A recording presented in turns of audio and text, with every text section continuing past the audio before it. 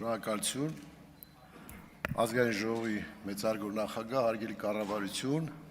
հարգելի գործընկերներ, սիրելի հայրենակիցներ։ 2026 թվականի բյուջեի քննարկման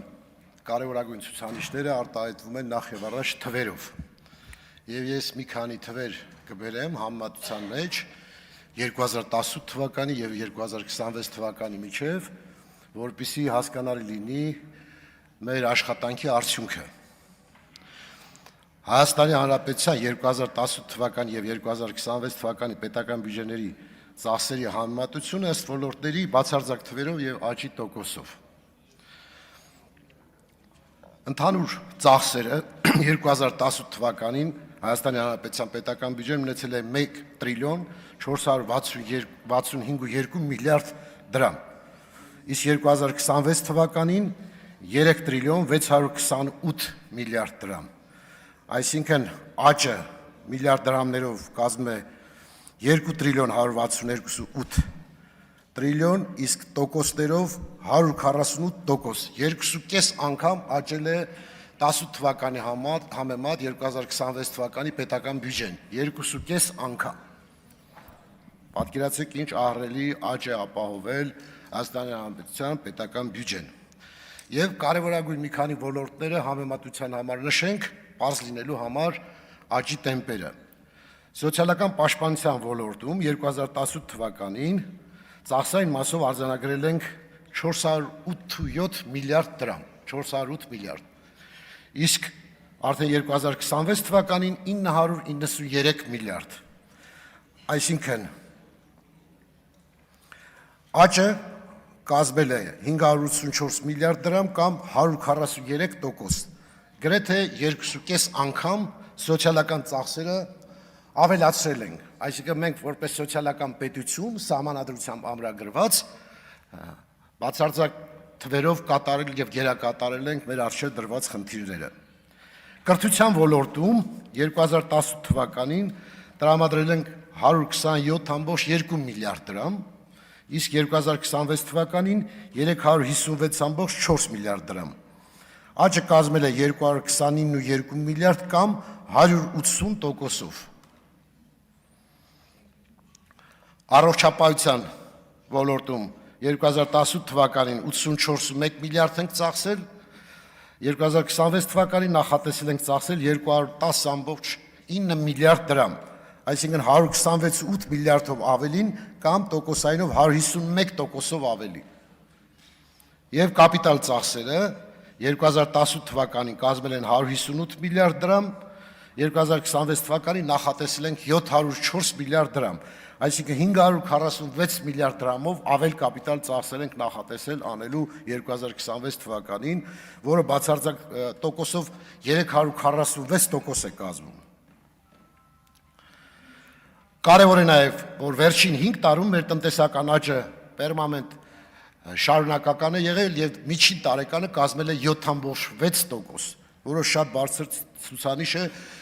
համատած համաշխարհային արդյունքներում բոլոր երկրների համատական ցուցանիշների հետ։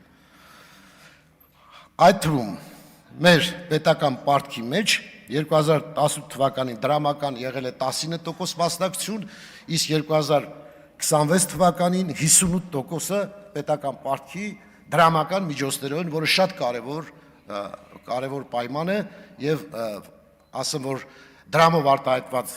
պետական պարտքը հիմնականում մեր ռեզիդենտ քաղաքացիներն են եւ այն տոկոսը, որ ստացվում է պարտամուրհակներից, ստանում են մեր քաղաքացիները։ Այստեղ նշենք, որ աղքատությունը նվազել է մինչև 21.7% եւ ծայրահեղ աղքատությունը հասել է 0.6%-ի, որը մեր ծրագրային դրույթներն է եւ մենք դա իրականացնում ենք պատշաճ։ Այստեղ նշեմ նաեւ, որ գործազրկությունը այս պահին կազմում է 13.9%, որը միջին թիվ է, համացան համար ասեմ, որ Վրաստանում նույնպես գործազրկության տոկոսը 13.9 է։ Հիմա այս վերլուծությունը ինչ է բերում, որ եթե ամփոփենք, ստացվում է, որ մեր ընդհանուր բյուջեն 2026-ին մոտ 2.5 անգամ մեծ է 18-ի համեմատ, սոցիալական պաշտպանությունը աճել է 143%, կրթության ոլորտը 180%, առողջապահությունը 151%։ Կապիտալ ծախսերը 4 անգամ աճել են, 4 անգամ 2018 թվականի համեմատ աճել են կապիտալ ծախսերը, դա շատ լուրջ թիվ է, 4 անգամ։ Եվ այս այն պայմաններում, երբ ունեցել են COVID-ի եւ պատերազմի ծանրագույն հետևանքներ։ Հիմա սա ոչ միայն տնտեսական փաստաթուղթ է, այլ առաջին հերթին քաղաքական փաստաթուղթ է։ Եվ քաղաքական փաստաթղթի իմաստով եկեք ոչ միայն հաշվենք COVID-ը եւ պատերազմը, այլ այն հզոր դիմադրությունը, որ այս ընթացքում մեր վրա, մեր երկրի վրա կար արտաքին ճնշումներ եւ ներքին ճնշումներ։ Մեր արտաքին աշխարհաքաղաքական իրավիճակը, պատերազմը եւ դրա հետևանքները, բազմաթիվ երկրների հետ մեր հարաբերությունների վերաիմաստավորման խնդիրներ առաջացավ, իսկ ներքին ճնշումը երկու ընդդիմադիր խմբակցությունների բազմամիլիարդ դոլարանոց կապիտալի բարձր ճնշումներ, մեդիայով արտահայտված բոլոր ոլորտներում իշխանության նկատմամբ ծանրագույն մեղադրանքներով, ծանրագույն պատերազմակ, ներքին պատերազմով ընթացող պայմաններում եւ կարողանալ այս ճնշման տակ այսպիսի արդյունքներ գրանցել, կարելի ասել սա հերոսական աշխատանք է, որովհետեւ նոր իրողություններում նոր թիմը, որը իշխանության էր եկել, ուներ բազմաթիվ խնդիրներ, այդ թվում փորձառության խնդիրներ, այդ թվում նախկինից ժառանգած որոշակի հարաբերությունների պահպանման խնդիրներ, դրանք կարողանալու մարսել, կարողանալու անցնել, շրջանցել եւ նաեւ աշխարհաքաղաքական ռիսկերը չեզոքացնել, սա իսկապես բարդագույն ընթացք էր եւ մենք կարողացանք այս արդյունքները գրանցել այսպիսի դժվարին պայմաններում։ Հետեւաբար մեզ պետք է ամեն թվի մեջ տեսնենք ծանրագույն ջանքեր, ծանրագույն պայքար։ Ես կարող եմ ասել այս բյուջեն կարող եմ բնութագրել որպես բեկումնային, այսինքն ճեղքում ապահովող բյուջե, որովհետև մենք անընդհատ կարծես պետությունը ոտերից կախ շարժվում է առաջ շատ ծանր քայլերով, շատ դժվար ընթացքով, բայց եթե մենք կարողանանք նաև քաղաքական առաջիկա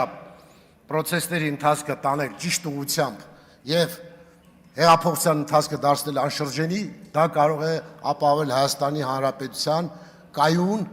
զարգացման երկարատև ընթացքը։ Ուրեմն բոլոր այն մարդիկ, ովքեր պետության համար ամեն ջանք գործադրել են, շնորհակալություն եմ հայտնում, նոր հաջողություններ եմ մաղթում մեր թիմին,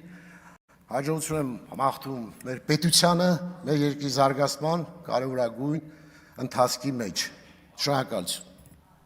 Շնորհակալություն, պարոն Բագրատյան։ Տիգրան Պարսելյան